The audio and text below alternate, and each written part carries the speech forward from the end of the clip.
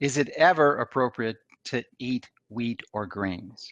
Hi, this is Dr. Mercola helping you take control of your health. And today we are joined by John Douillard, who has written a book, Eat Wheat, which would seem to be in direct conflict with the first book I wrote, a New York Times bestseller, which is The No Grain Diet.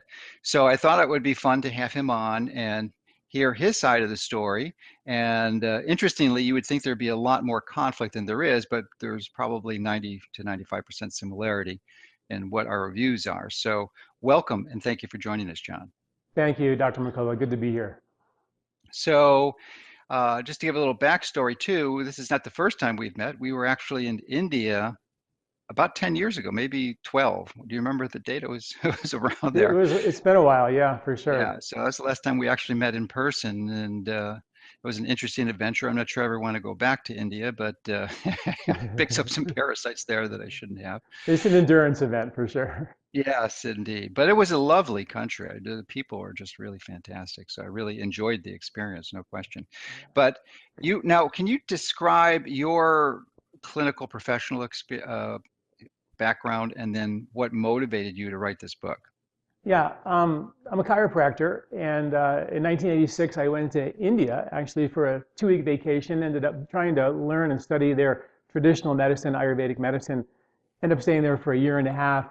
I met Deepak Chopra there. Came back, ran his center for 8 years, and have been teaching Ayurvedic medicine since then. And what I do actually for a living is I take the ancient principles of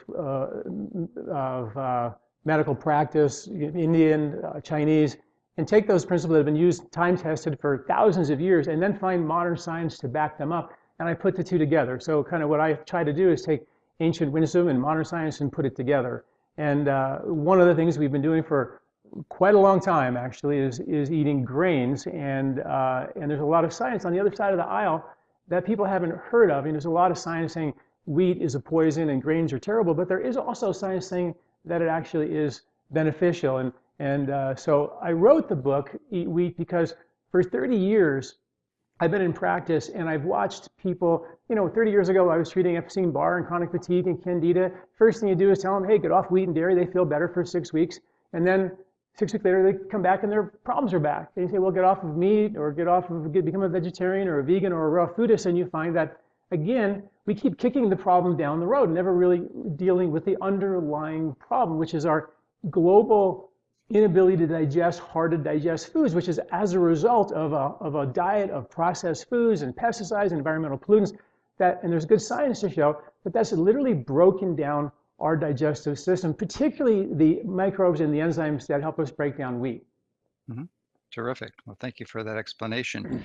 And you had mentioned that we've been eating grains for quite some time, and I think you referenced a specific subspecies of humans that we've been shown to be eating grains or wheat-type grains a few million years ago, and that seems to be in conflict with what typically paleo teaches, which suggests that grains were a recent innovation in farming and agriculture, and that our ancient ancestors were primarily hunter-gatherers and had a minimal amount of grain. So I wondered how you'd respond to that and frame your perspective. Well, there was a study, and a handful of studies, one done at the University of Utah, and they found gluten in the teeth of ancient humans throughout Africa 3.4 to 4 million years ago. And they also found that these ancient humans could gather enough wheat berries in just 2 hours to feed them for an entire day. The entire continent of Africa was covered with grasslands. So it does make sense that if they can gather in 2 hours enough wheat berries for the entire day, it's a lot easier to do that than try to chase down a woolly mammoth or a lion. And we didn't start hunting our own meat until and most agree, about 500,000 years ago. So we have, genetics for meat that are 500,000 years old. We have genetics for eating wheat and barley and gluten, processed grains or grains for 3.4 to 4 million years ago. So in a lot of ways, we have a lot more genetics for wheat than meat. And there's, David Lieberman wrote the book, The Story of the Human Body, a Harvard researcher, Harvard professor. And his research showed that the Paleolithic period, they ate about 35 to 45% of their diet as carbohydrates, including cereal grains. So I think that it's true that we domesticated wheat about 10 to 12,000 years ago, but grains were, pretty much covering the entire continent of Africa. It's hard to ignore. And there's also some research that shows that amylase, an enzyme that helps us break down wheat, that was we genetically acquired around 2 million years ago, which also has allowed us to, which coincides with our increasing intake or consumption of grain.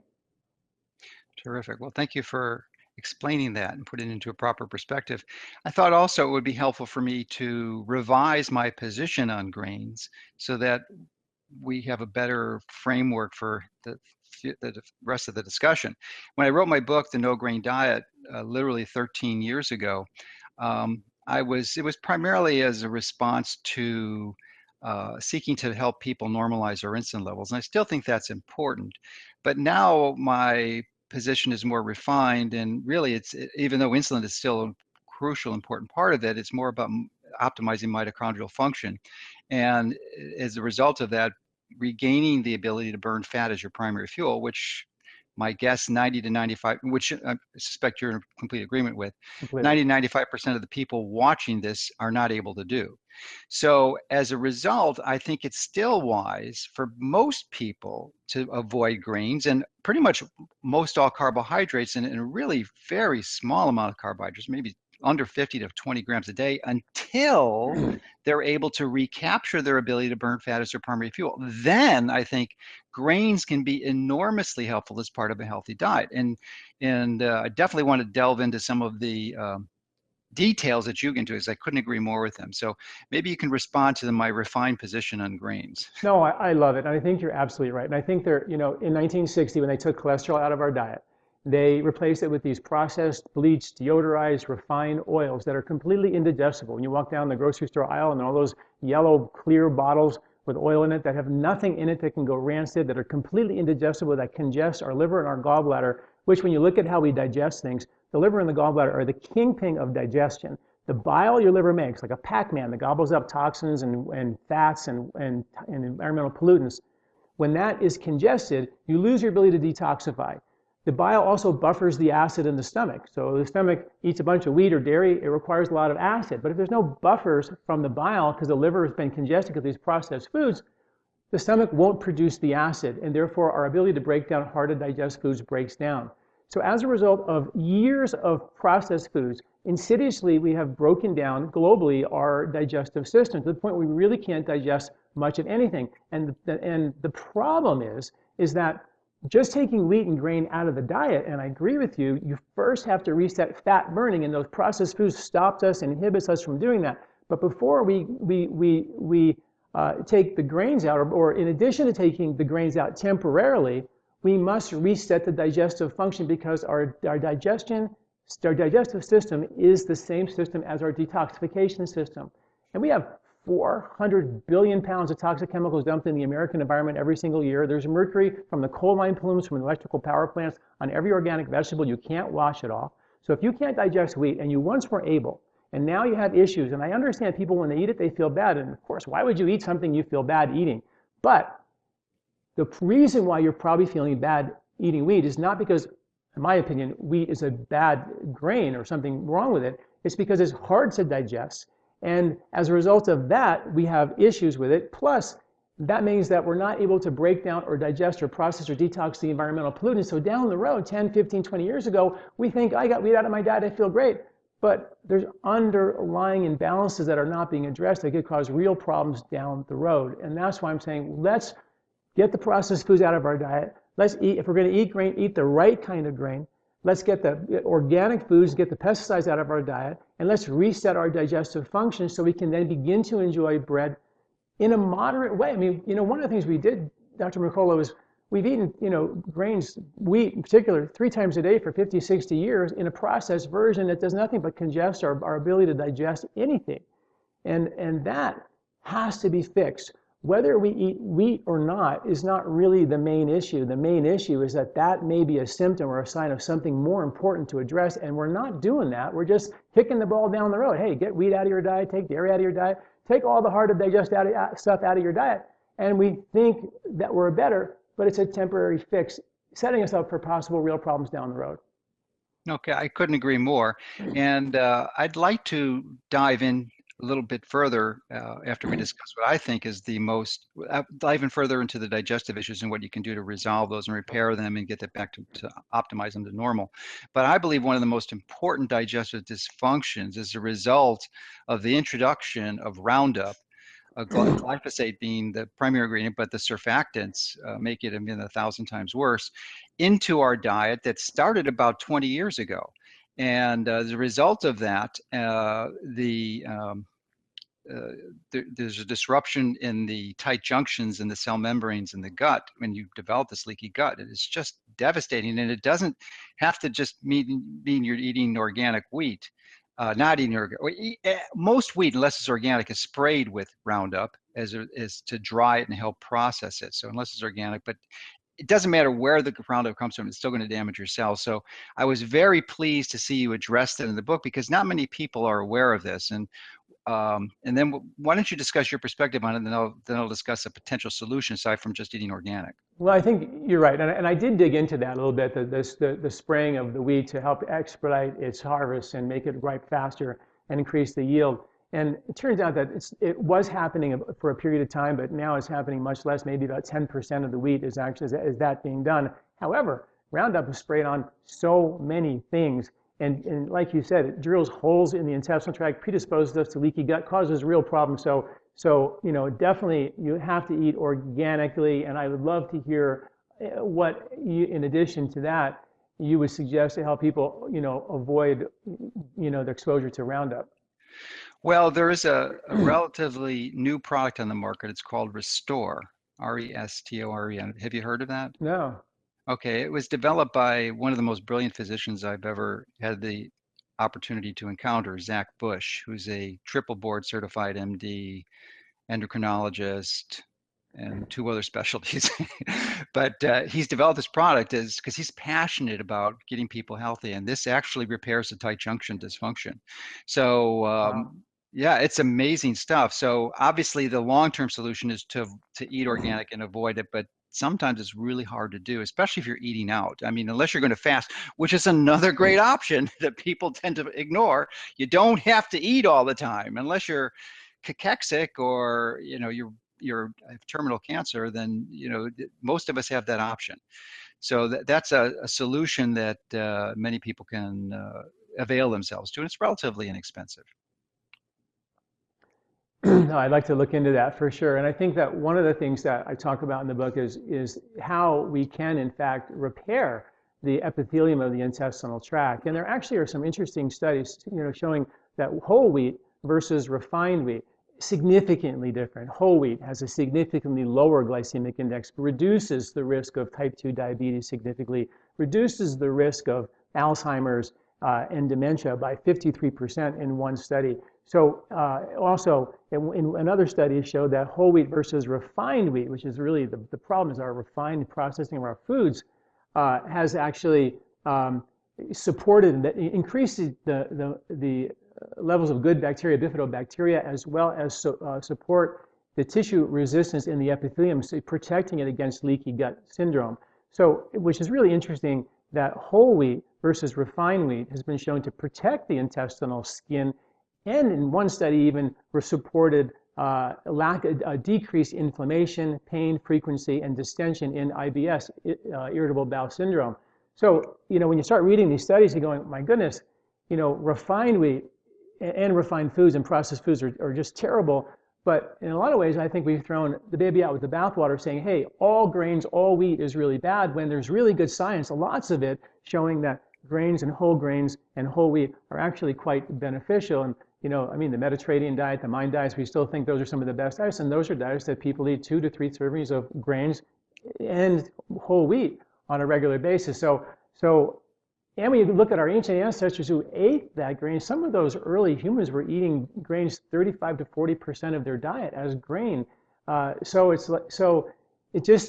When I started reading the research and looking into this, I was like, gosh, this is a $16 billion industry now, the gluten-free diet, the gluten-free industry. And that's, sort of what happened in 1960 when the sugar industry paid off the Harvard research to blame heart disease on cholesterol and not sugar. And we changed our diet completely and had all these processed foods and processed fats to extend shelf life and cause that. And really, we're digging out of the result of that today, which is obesity, diabetes, depression, and a global breakdown of our digestion.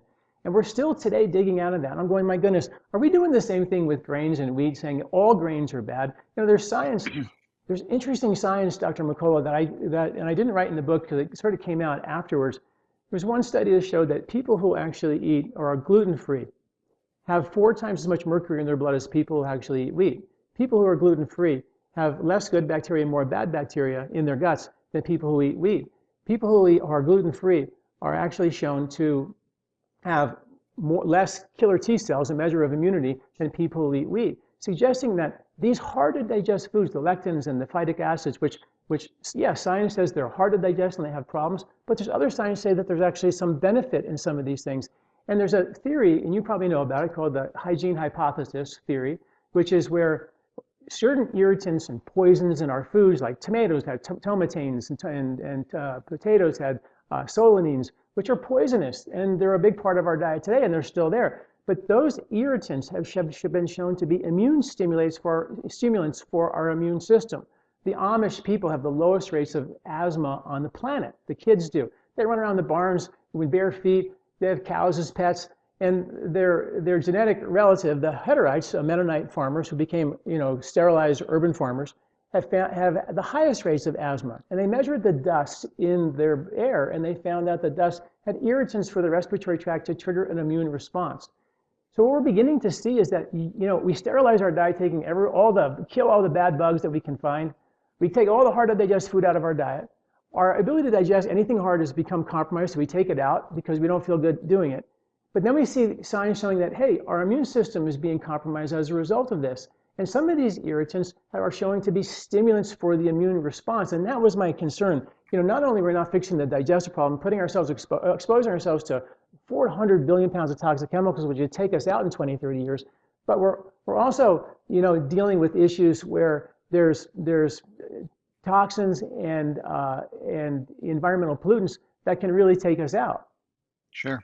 Yeah, and the process that you describe is actually given a formal scientific name. It's called hormesis. So that when you've given these poisons in small amounts, the poison is actually in the dose, actually. So if you get a small enough amount, it actually builds you up, somewhat similar to exercise. Because excessive exercise could be pretty dangerous too. But Definitely. in the proper amounts, it actually rebuilds your body. So how would you explain, I'd love to hear your take on it, because that's something that really took me back when I saw the study showing that, boy, I always would say, it doesn't matter if you eat wheat or not, or grains or not, but fix the digestive system. But now I'm going, we've been eating it for almost 4 million years.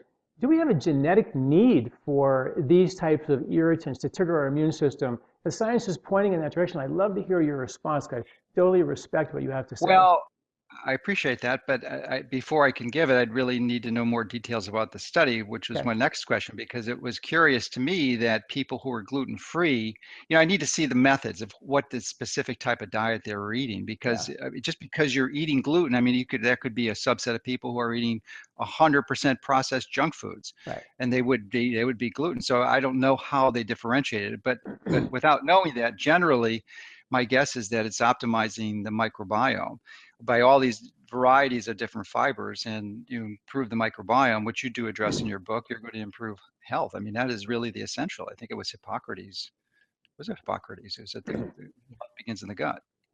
Well, one of the studies, just real quick, showed that there was, people who are celiac, who had been on a gluten-free diet, people who were celiac who hadn't started a gluten-free diet, and people who are not celiac.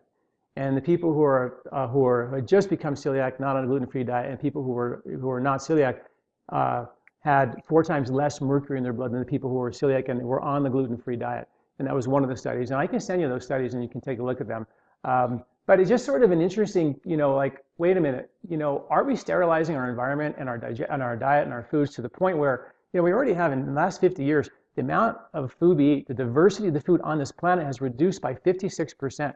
So we're already starting to eat less and less foods, therefore creating less, microbial diversity, which is such a big deal. And that every season, the bugs in the soil change from one season to the next to the next. And I read an amazing study that showed that when deer eat bark in the winter, they have certain microbes to be able to digest the bark. When they eat leaves in the summer, they have different microbes to be able to digest the leaves. But if they ate bark in the summer, they wouldn't have the right microbes, and it would cause a level of indigestion. It could literally kill the deer. And I was like, oh my goodness. And I wrote a book called The 3-Season Diet years ago about eating with the seasons. But when I heard that, I was like, this is really important. And it's our way of eating organic whole foods to reset and restore a microbiome. And we know that in the fall, there's enzymes like amylase that increase in the fall and the winter, that decrease in the spring and the summer, that are specifically designed to help us digest things like grains, which just happen to be harvested in the fall and the winter. So when you think about, well, maybe we're supposed to eat these grains at the right time of the year, as opposed to eating everything all day long 3 times a day in a processed form, which we can't digest, and that we're part of the circadian rhythm of nature, and we've completely lost that. There are studies that show that humans have lost their connection to the circadian cycles, and birds fly south, whales migrate. Our survival also depends on us being connected to those rhythms of nature. Part of that is what we eat. So I actually publish for free a monthly grocery list, superfood list, and recipe list for people to eat seasonal food in January and February and March and April for every month of the year, because I just feel like it's such an important thing for people to know, hey, this is in season. If I get it organic, it's going to have that seasonal set of microbes that I can build into my body so I can, have better immunity in the winter and decongest in the spring and dissipate heat in the summer in a better way. And I think that's a piece of the puzzle that it makes it subtle, but it's, again, one of those insidious cumulative things that we've just completely ignored. And if deer die when they eat out of season, does that mean we just get to eat whatever we want whenever we want? I don't think so. So where can people obtain a copy of that list? If you go to my website at lifespa.com, on my homepage, there's a banner. It's called the 3-Season Diet Challenge. You just sign up for it at lifespa.com, and you get that on your inbox for free every month. It's a really cool service. Okay, great. Well, thanks for providing that. And one of the, I believe you still live in Colorado, Boulder. Is that where you're Yes. living? Yep. So, so that's high up in the mountains, and at this time of year that we're recording this interview, you're not going to be able to grow much food there unless you've got a greenhouse.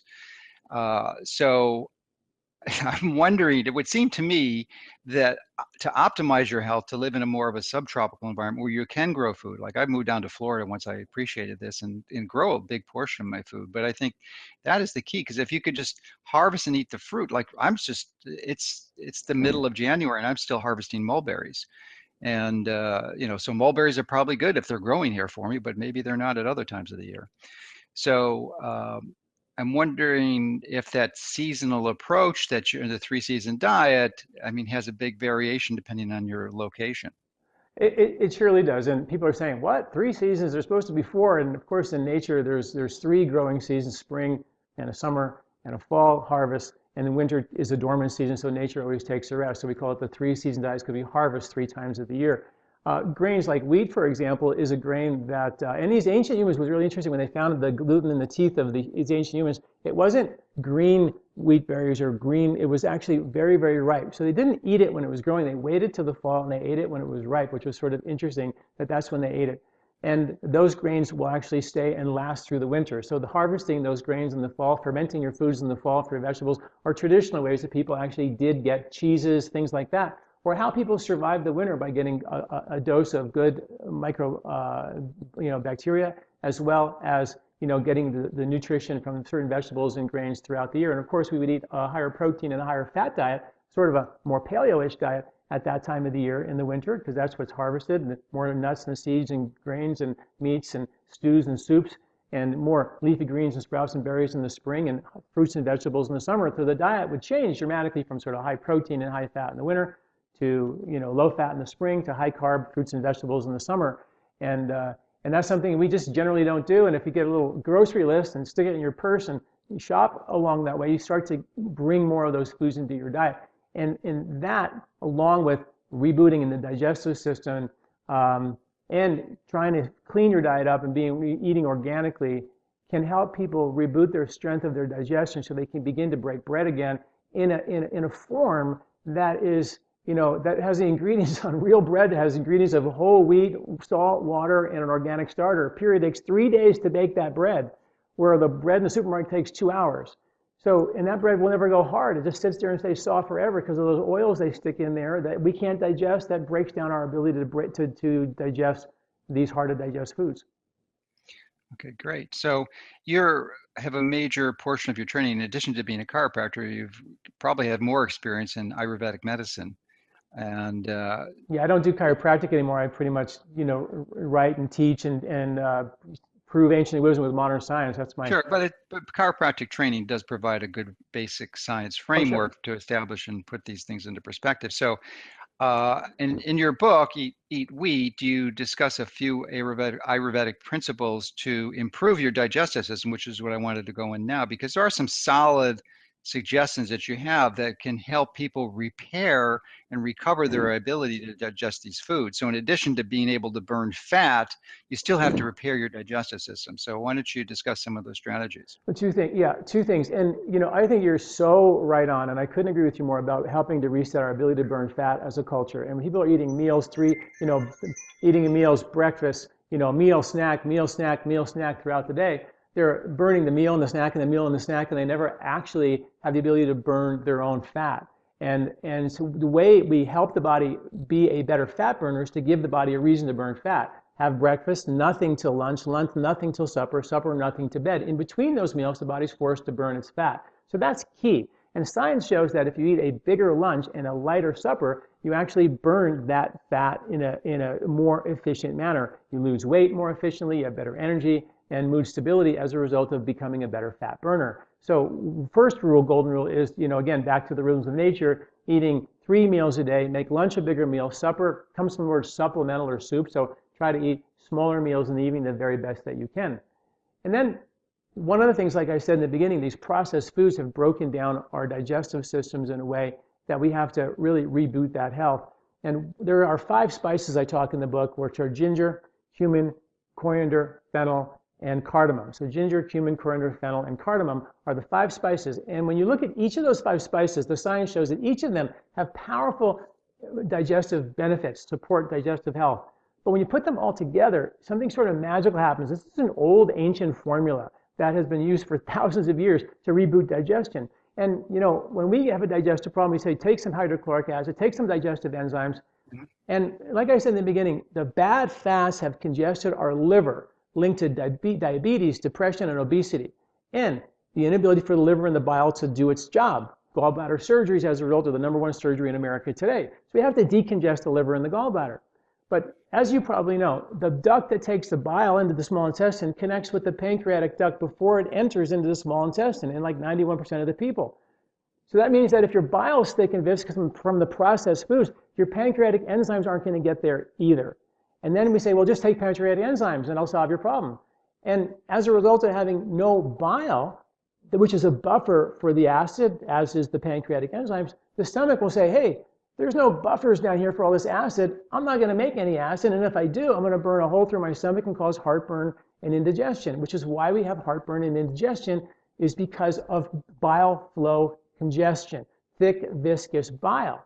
So we want to decongest the bile ducts. So instead of saying, here, take hydrochloric acid for the lack of fire, take pancreatic enzymes for the pancreas, why don't we rotor-rooter out the bile ducts, reboot the digestive fire naturally? And these 5 spices have been shown in the studies, and I cite them in the book, to reboot the production of your own hydrochloric acid and digestive enzymes, pancreatic enzymes, duodenal enzymes, increase bile flow naturally your own, as opposed to taking bile salts or bile acids on your own. And that's what I really love. At the end of the day, we're not dependent on a pill or a powder. We're truly resetting function for people so they can get on these herbs, whatever, get on, get better, and get off, and begin to live a lifestyle that's self-sufficient and not, just kicking the real problem down the road, giving us temporary symptomatic relief and setting ourselves for real problems, as we get older. And as we get older, we become less resilient anyway. And if we have, underlying problems we haven't really addressed, they can take us out. And that's just not where I want to take my patients.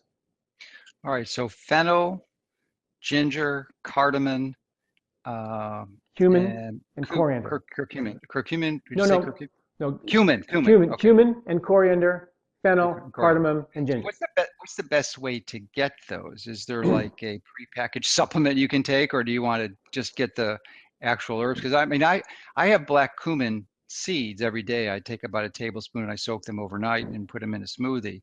Um, which is a but great well, way. is it important to combine all these herbs together at once, or they can be taken throughout the day? The sort of the magic of ancient wisdom is they understood, like turmeric, for example. They put turmeric with black pepper, 16 parts turmeric, 1 part black pepper, increased the absorption of the turmeric by 2,000%. When you take cumin, coriander, fennel, ginger, and cardamom together, they amp up each other's Mhm. benefits. So how you combine these herbs, is we just have lost that concept completely. And of course, I have a formula called Gentle Digest, which is those herbs put together. But also, people can buy those spices and spice their food and cook with it, put it in their smoothies. There's many ways that you can take it. But I think all those spices together have a more potent sort of upper digestive reset function that you don't get when you take them individually. Okay, so ideally take them together.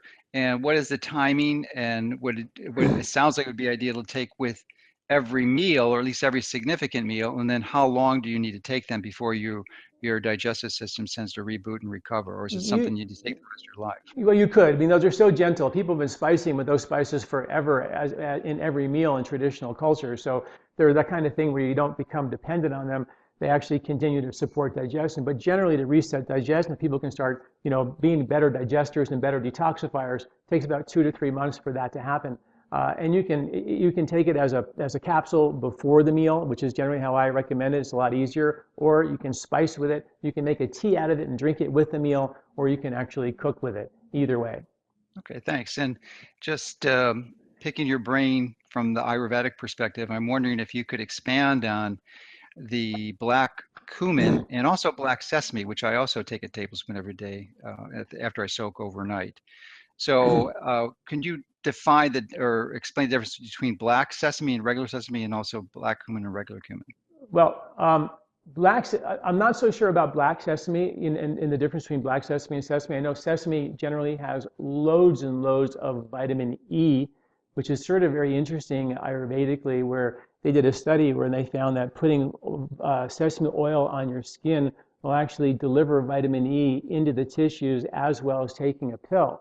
And that's something that Indian tradition and Asian cultures would do is they put oil on their skin every day, and sesame was one of the major ones.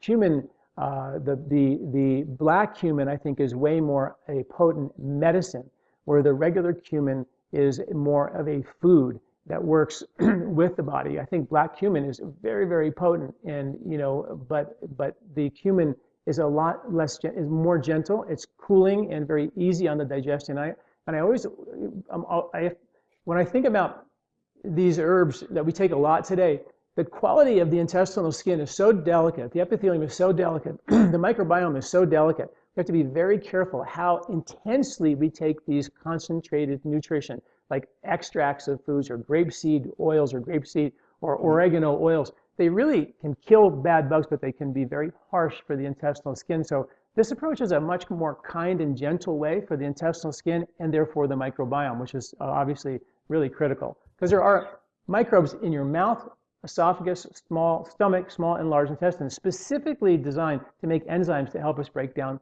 the gluten and the gliadins in wheat. Pesticides will kill those.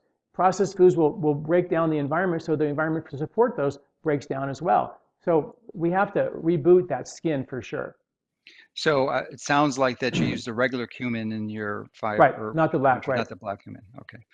Well, good. So are there other strategies that you can use? And you have, actually you do, there are. You list a number of them in your book. So why don't you discuss some of the others? Well, a couple of the big ones I think is going to the liver and the gallbladder, which is really critical. And the thing about that is the lack of bile flow and increasing our ability to handle fast. Your gallbladder is a sac of bile that's 15 to 20 times concentrated. There's enough bile in there to eat the brains of a woolly mammoth, but we have been so congested we can't even eat a little bit of fried food without having issues. Not to say that that's good for you, but we have the ability when we're functioning well to digest pretty much anything, and we've lost that ability, and that's dangerous. So herbs, foods like beets. Beets have betaine in it. They have natural nitrates that swell and open up the bile ducts and increase the flow of bile significantly. So beets, celery apples, all of those are great bile movers, great for your smoothie. Beets, apples, and celery are a great way to start the day. I don't think you should have a 20-ounce glass of it, but a little bit of that with a meal. I'm a big fan of chewing our food, not drinking our food, but having that with a meal as concentrated nutrition to reboot and help your gallbladder and your bile flow, which is really the kingpin of digestion. Your bile flow allows you to go to the bathroom. It regulates bowel movement function. It detoxifies you, scrubs your intestinal villi. It allows for the emulsifying of fats, for delivering good fats to your brain and your body and getting rid of the bad fats, and it buffers the acids from your stomach. Without that, digestively, we're in really big trouble, and that's exactly what these processed foods have done to us. So beets, apples, celery, artichokes, absolutely phenomenal for increasing bile flow. Fenugreek tea, and fennel tea. Fenugreek has been shown to increase the flow of bile by 75% in one study. So fenugreek tea, like we've heard the name, but people don't even really, it's a spice that was used for thousands and thousands of years regularly. Fennel as well, fantastic for the lymphatic system. We don't really use these. So those are some fennel and fenugreek tea, artichokes, apples, celery, and beets. Phenomenal for that component of digestion, which has to do with your liver and your gallbladder. Okay, another aspect is to get the lymph moving, and you have a few different strategies. One is the mini trampoline, and then the other is an inversion table, so which I'd like to have a dialogue with you about. But why don't you discuss the mini tramp first? Well, let's talk about, before I do that, if I could say how the lymph relates to the whole wheat issue.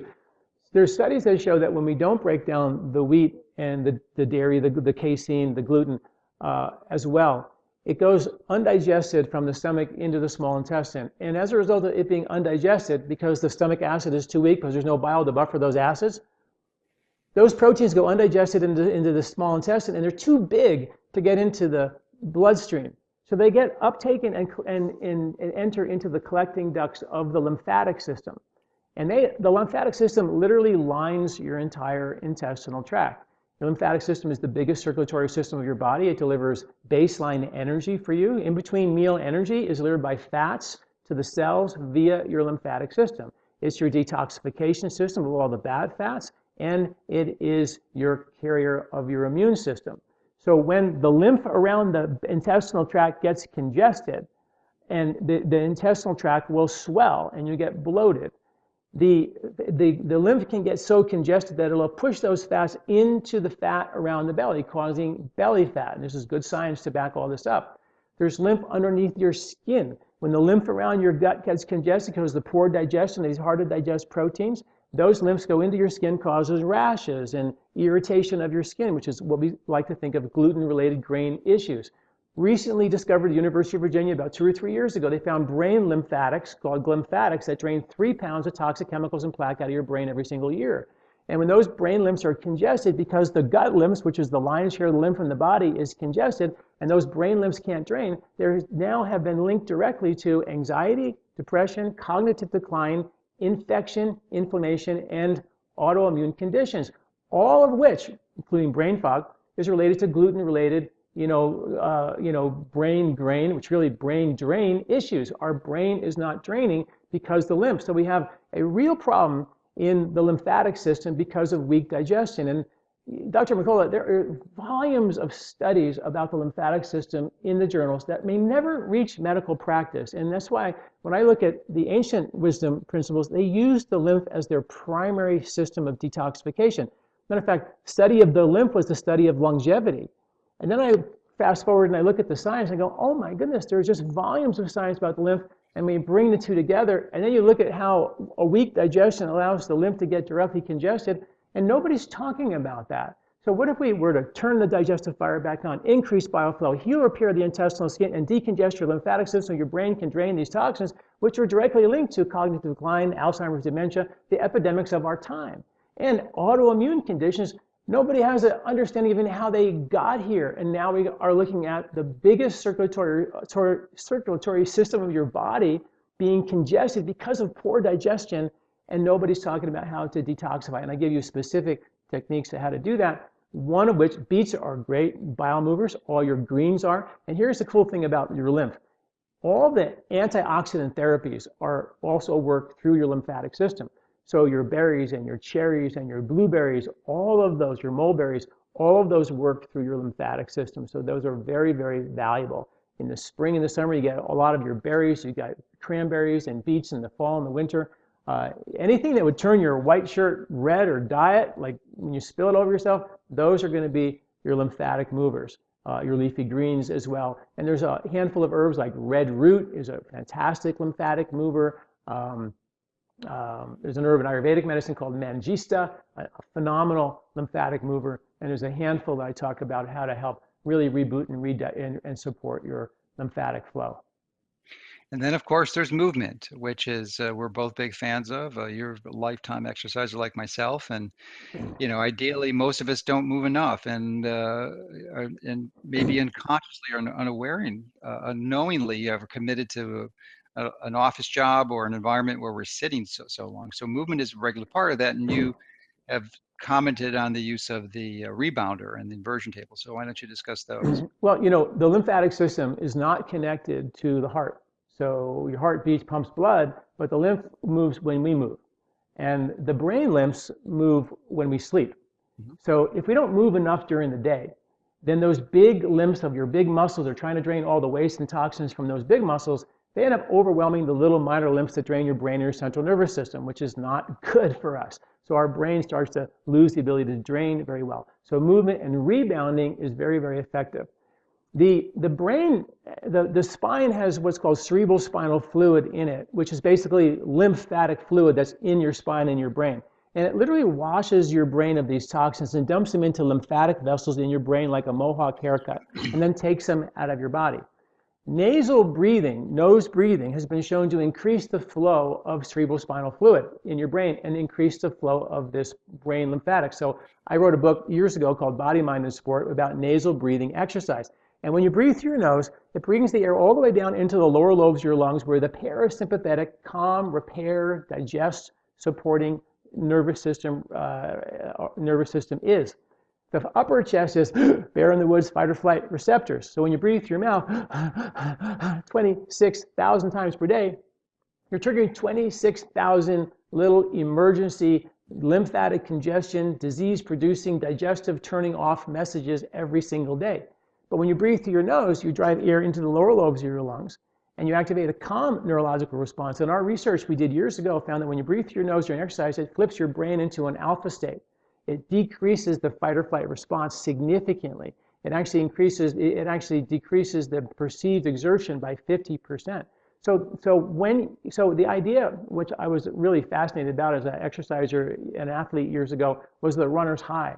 How do athletes experience that zone, that calm? My best race is my easiest race. And when you breathe through your nose, you create a neurological calm, a brainwave coherence, a meditative state in your brain while you exercise. So when you then have to open your mouth, you know that you're going from repairing your body during exercise to breaking your body down to build yourself up.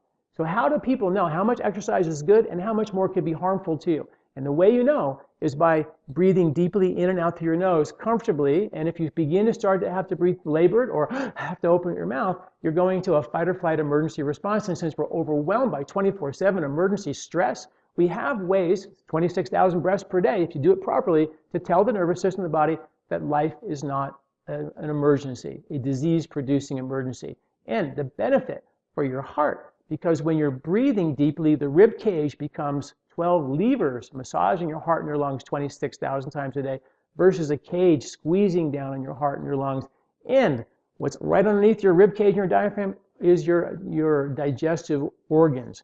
And many times those digestive organs get tucked and stuck up underneath the rib cage, and they cause a lot of indigestion, hiatal hernia related issues, or when the stomach gets pushed up. And that is one of the common things. Lots of women after pregnancy, that baby sticks that stomach, drives it up against the diaphragm. If you're not breathing deeply, you can get adhesions between your stomach and your diaphragm, and the stomach is now stuck to the diaphragm and it really can't do its job. And slowly but surely, our ability to digest, produce acid begins to break down. So we can unravel all those things really gracefully. I tell you how to do it in the book. It's really simple, but it's really interesting how everything connects. All the pieces of the puzzle of the body, they work together. Your breathing works with your lungs and your heart. And the breathing and the rib cage works with the upper digestion. The receptors in the lower lobes of your lungs are parasympathetic. That means rest and digest. So another big reason why we should relax when we eat our food, because that allows the parasympathetic to activate and turn on the digestive system. If we're eating on the run, gobbling our food down, it's a fight or flight response, and the digestive strength literally turns off. So those are some, and so exercise and using your nose as a breathing device. And if you have to breathe deeply in and out through your nose, if you feel yourself having to open up your mouth, you've gone into an emergency response, and therefore dial it down, slow it back down, reset the calm, and try to go faster again. And you will find, I worked with the New Jersey Nets. I worked with Martina Navratilova, Billie Jean King, many tennis players. I worked with a lot of world-class athletes over the years, teaching them how to nose breathe and how to be calm in the face of stress. And as you know, stress is the #1 killer of our microbiome, #1 killer of us in general. And if we can help our body handle stress 26,000 times a day just by breathing, which we got to do anyway, it's a good deal. Agreed. And I remember you sharing that information with me about 10 years ago and integrating it into my workout regimen, and especially the high intensity workouts, which is a challenge. And it took me a while to get it. But for the most part, I think it's really sound advice to restrict your exercise to the point where you're only breathing through your nose. And if you have to go faster or you have to use your mouth, that's a good sign, feedback from your body that you're actually probably causing more harm than good. So thanks for those words of wisdom. I just want to address this anti-gravity boots that you mentioned in your book too. There is another chiropractor, you may know, his name is Francis Murphy, who is really recognized as one of the leading experts in the world in the treatment of shoulder dysfunctions. Actually, I'm going to have him on an interview later this year. And it's his contention that the inversion tables are okay, but if you go beyond 30 degrees from horizontal, and if you do it for long periods of time, it can actually cause more harm than good also, just like exercising too much. And that it could cause damage to your spine and actually cause osteophyte formations and spurring, and lead to some arthritic conditions. So I'm wondering if you're if you're aware of that, or you incorporate those principles in your recommendations. Well, I've never been a huge fan of the inversion tables for exactly that reason, just from a musculoskeletal point of view. Having your body hanging on those ligaments, your knees and your ankles and your spine, it just doesn't seem, very effective. That said, Iyengar, one of the greatest yoga teachers, used to always say that he brought Iyengar yoga into America, one of the biggest kinds of yoga we have. And his #1 posture that I think he died when he was like 95 years old. He said the #1 posture that helped me stay healthy my entire life was inverted postures, headstands. So I think that getting inverted is great for the lymphatic system, but hanging from those ligaments, and maybe that's why this doctor realized that there's a certain amount that's good, too much might be harmful. So it's I guess it's the way that you do it. So if you're doing it like yoga, which is a 5,000-year-old practice and a strong suggestion that is probably useful, then it is okay. But if you're hanging upside down, then it's not as good. Yeah, I mean, I've had a lot of people over the years, just have ligament laxity as a result of hanging on those knee. Those knee ligaments really scare me. The knees are so vulnerable as we age anyway, and so getting them stretched out. I think we have to be, again, with the body, kind and gentle, with the intestinal tract, kind and gentle. And that's what we tend not to do in our culture. We just clobber everything with really harsh extracts of herbs or harsh, medications that we have no sense of what it does to the subtle aspects of the body. And the microbes are so subtle we can't even see them, but they run the show, really, don't they? Absolutely. Now, another, one passion that I've really been embraced recently is photobiology, or incorporating the judicious use of light to optimize your biology. And sort of an aspect of that you discuss in your book is the sun salutation, which I think is just incredible. And it's really one of my goals for this year to integrate that into my practice. But the key is that you're actually getting outside. You could do it inside, of course, but it's kind of hard if you're in Boulder to do it this time of year. But ideally do it outside in the morning when you're facing the sun. And you do this. So why don't you comment on that and describe how that integrates into this whole system? Well, one of the things about the sun salutation that I really love is that when you it's a series of flexion and extension postures. And as you inhale, going up and back, you breathe in and the diaphragm pulls down, but your rib cage is going up and back. And this area right here is where most people have trouble because the rib cage gets tight because we hold on for dear life emotionally. The stomach is usually problematic as a result of poor bile flow. So we have to really open this area up, which helps us digest. And the sun salutation is like taking an accordion to this part of your body and squishing it together and stretching it out and squishing it. It exercises that like nothing else. And then, of course, doing it outside with the early morning sun rays is just an absolute way to get. In Ayurvedic medicine, they're very much into the subtle aspects of life. And as we know, there's not really much vitamin D in that morning sun, but there's a lot of life force in that sun that feeds us in subtle ways that I don't even know that we actually know scientifically yet and haven't been able to measure that. But it is a very, very special, you probably know, maybe have more insight in that. Well, early in the morning, you're going to get more of the blue light, and the blue light in general is something you want to avoid. Because it essentially it hits the retinal pigmented epithelium and causes reactive oxygen species and generates free radicals. And normally we can perceive free radicals as dangerous, but in the appropriate quantities, they're very crucial. And especially in the early morning, they help stimulate the ultimate production of melatonin in the pineal gland. But it's not just blue light alone. And what concerns me is people who use these SAD lights that are just high intensity blue light only. And that's going to be counterproductive because the beauty of sunlight is that especially early in the morning, not only has the blue, but it has the red and the near infrared, which balances it out and that causes restoration, regeneration, repair.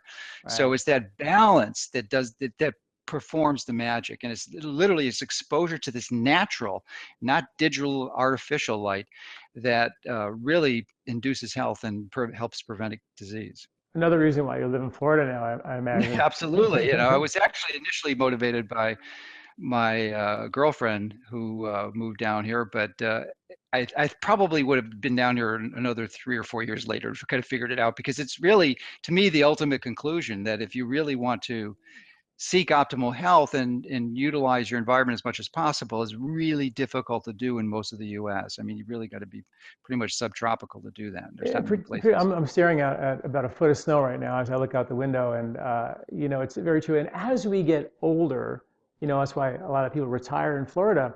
The body in Ayurvedic medicine, they talk about this time of life where the body begins to dry out, becomes more governed by air. And when you live in a cold, dry place and your body is becoming more cold and more dry, and God forbid you're eating cold and dry foods and not warm, unctuous foods, you can really you can accelerate the imbalance or accelerate the aging process. But what you're doing, going to a warm place where you antidote those tendencies that are going to happen to all of us. We all tend to get older and dry out, but we can antidote those tendencies with the foods we eat and the kind of lifestyle we lead, but also the place we live, which I think is a brilliant strategy. I should move next door. Yeah, we'll welcome you down here. There's no question. But the other key component is it allows me to get outside and shed most of my clothes, I would say 90% of the year or more, and be able to walk for a few miles. Again, that movement and moving the lymphatics, improving digestion. Yeah. So it is really, it's just something I cherish and feel very privileged to have the opportunity to do every day. And I do the walking on the beach. So it's right next to the ocean. You get additional benefits of grounding. But getting back to the sun salutation, I'm wondering, you had mentioned improving the range of motion in the rib cage, but I'm also wondering about the upper thoracics because it seems to me that would also improve it. And also I believe it's the majority of people who just cannot extend the thoracics back far enough. And it's a result of engaging this forward flexion posture all the time. Completely. And we sit like this and we sit all day. Maybe we work out for an hour here, but the rest of the time we're driving to work, driving home from work, or sitting in our office. And as a result, we find ourselves really hunched over. And when you breathe through the nose during these postures, the air goes through these turbinates in your nose that drive the air all the way down into the lower lobes of your lungs. If you just breathe in your mouth, you just get the upper chest. And when you get the full extension, it actually helps to when you bring the air all the way into the lower lobes of your lungs, you fill up all 5 lobes of your lungs. and that opens up your rib cage. And then when you breathe deeper, the diaphragm is contracting and pulling down as you're going back and up and back, and that opens up and extends that rib cage, and it brings those shoulders back so your head is not forward and then going like that, which is really bad for the blood vessels going into your head, and it keeps this rib cage open. I put that in the book because of this chronic, when I treat patients, I see them all the time. And here's how you tell. So I call it the tummy tender test. You take your thumb and you stick it underneath your rib cage, and you go all the way across with your other hand just like this, pushing underneath the rib cage with your thumb, and drive it in there. And if it's sore or tender or firm or hard, you probably have some adhesions or some scar tissue or some either lymphatic congestion, some bile duct flow issues. Those bile ducts are tiny pencil-like ducts, and they're easily congested. And we have to get that to open up, and the sun salutation is a phenomenal way to kind of open that up. I actually even love using a hand, like a vibrator or massager, right on these upper organs and vibrate them and really increase blood supply in this area. You cannot get enough blood supply in that area because it's such an area of tension, because like you said, we sit, we crunch over, we don't breathe deeply, and this stays, relatively, passive most of the day. So are you doing the sun salutation every day? I do the sun salutation before and almost after every workout. I do, for sure. Wow, I love it. excellent. I really do it. And I nasal Why, breathe. why do you do it before the workout? I mean, as opposed to doing it in the morning.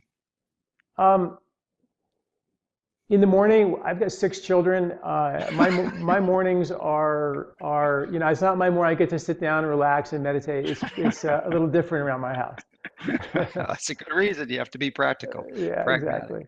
Yeah. Excellent. So are there any other yoga poses that you think would be wise for everyone? It seems to me, unless you have some type of disability or confined to a wheelchair or something, that most everyone would be wise to integrate this into their daily movement pattern. But are there any other poses that you Well, and in think? the book, I've got 2 modified versions for people who can't do the full sun salutation. So I really think it's so important, as you do, for people to be able to pull this off. So we have 3 different versions in the book, so people can learn how to do that and make it, as effective as possible. And I think one of the other ones that I like is just taking a styrofoam roller and putting it on the ground underneath your back and lie and arch your back over that, so you're actually getting that, like you said, that extension of the rib cage, because that extension of the rib cage opens up the rib cage lymphatics and actually separates your diaphragm from your stomach and your digestive organs, which is really, really critical. And then you just lie there, put your arms over your head, and breathe deeply through your nose for 5 or 10 minutes, and it's really, really relaxing, and it's very passive but very, very effective.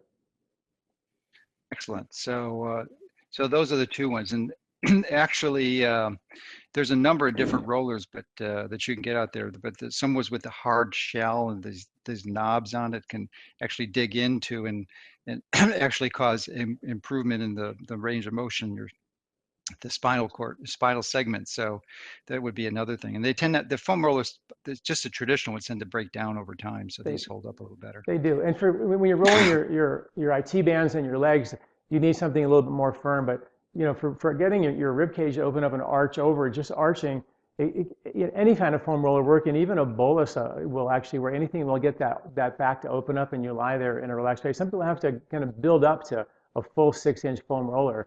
It can be a lot for people who are more hunched over. So, the baby steps, but you will be blown away by how quickly you get that elasticity and flexibility back. Also wanted to mention that I addressed the potential perceived conflict between what I've written in the past and what you're promoting in your new book, Eat Wheat, but also the other physician who's written some popular books recently is David Perlmutter, and he wrote the book Grain Brain and a few books after that.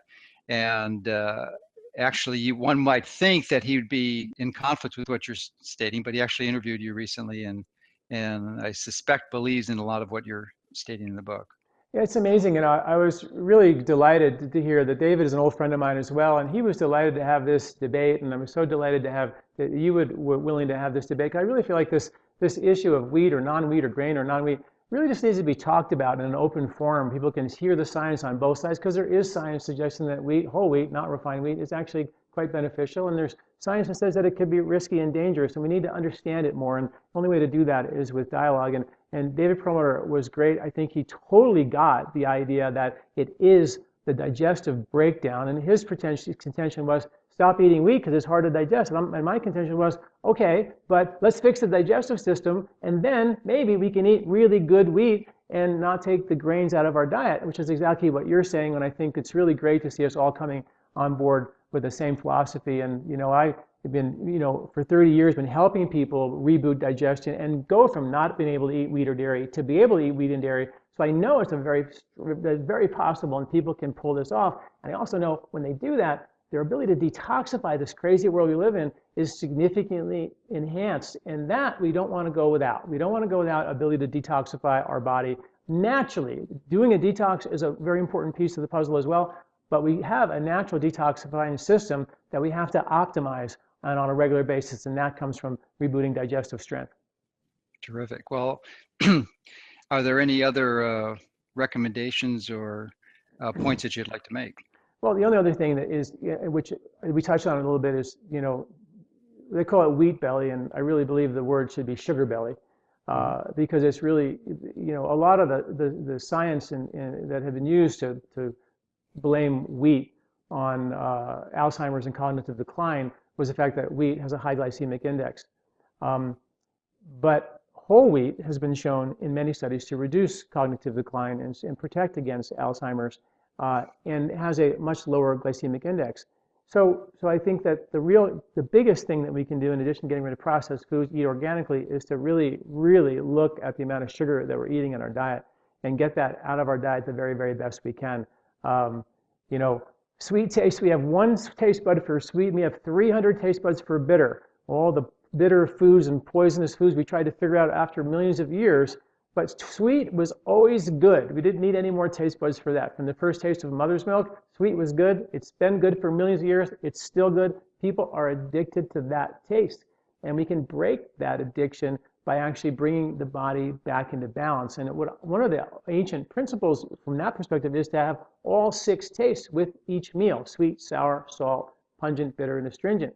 And each of these tastes provide a different type of emotional support. So we leave the meal emotionally stable and balanced, not leaving the meal craving a dessert, because the meal provided you with all these 6 tastes and therefore fed you emotionally in a complete and balanced way. So balanced meals is really important. And that's where I do have a little issue with the paleo diet, because if you talk to anthropologists, the Harvard anthropologists will tell you that the Paleolithic people didn't eat just meat and vegetables. They definitely had grains and tubers, and they had carbohydrates in their diet. And I also agree with you, we have to first reset fat burning as a primary source of fuel. Once we do that, because you can't just eat a bunch of fatty foods and then eat a bunch of good, healthy carbohydrates. It's too much calorie, too much fuel, and we're going to store that fuel as fat. So we have to reset function first, and then we can get back to being balanced. And that starts with rebooting digestive strength.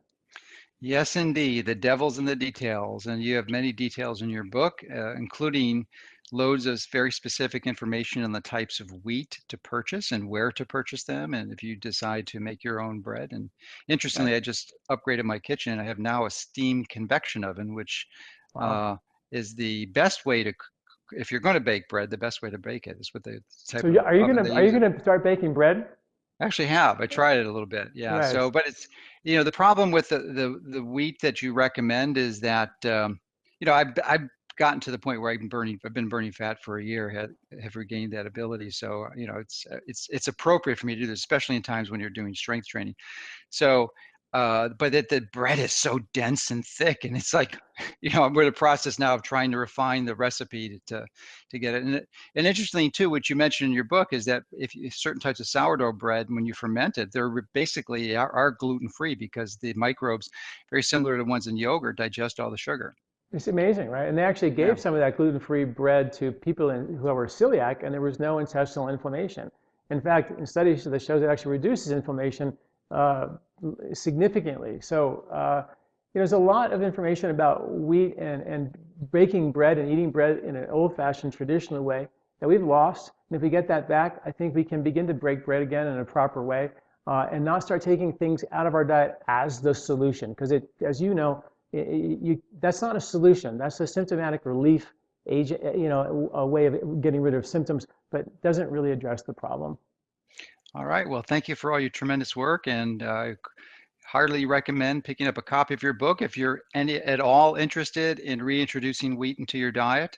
Your book will give you the specific detailed guidelines on how to do it properly so that you will not worsen your health, but your health will increase. Well, thank you, Dr. Mercola. It's a pleasure to see you again. Okay. This recording is brought to you by LifeSpa, where ancient Ayurvedic wisdom meets modern science. Get access to free health video newsletters by Dr. John at lifespa.com. These statements have not been evaluated by the FDA. These products are not intended to diagnose, treat, cure, or prevent any disease.